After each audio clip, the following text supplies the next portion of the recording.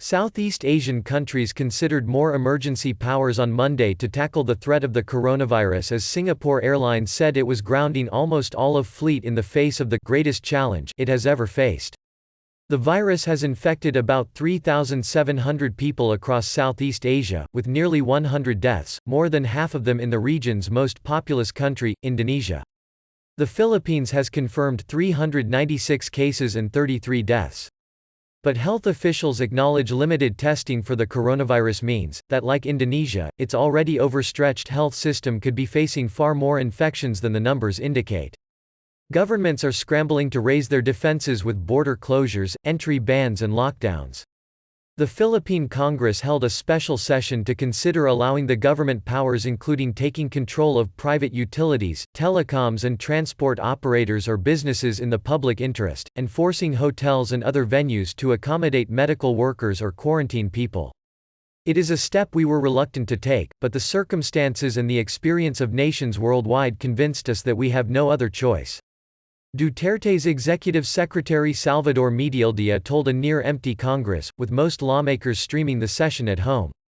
Duterte's has a supermajority in both chambers, so the bill is expected to pass, although the opposition is concerned about the scope of the powers and potential for abuse. The Philippines was the first Southeast Asian country to adopt lockdown measures, with borders closed to foreigners and tens of millions of people in home quarantine. But more are following suit as cases soar, with Vietnam and Malaysia deploying soldiers to help with quarantines or to enforce curbs on travel and gatherings.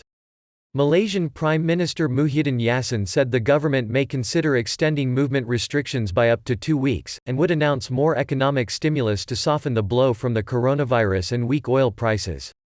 Indonesia's capital, Jakarta, has joined Thailand and Cambodia in shutting bars, cinemas and entertainment spots. Thailand reported 122 new cases on Monday, taking its total to 721, a health ministry spokesman said. Global travel hub Singapore, the small but most economically advanced country in the region, announced on Sunday a ban on short-term visits and even on transit stops, after a surge of imported cases, most in people returning from Europe and the United States. Singapore reported 23 new cases on Sunday, taking its tally to 455. The scale of the disruption was brought home when Singapore Airlines said it was cutting capacity by 96% and grounding almost all of its fleet.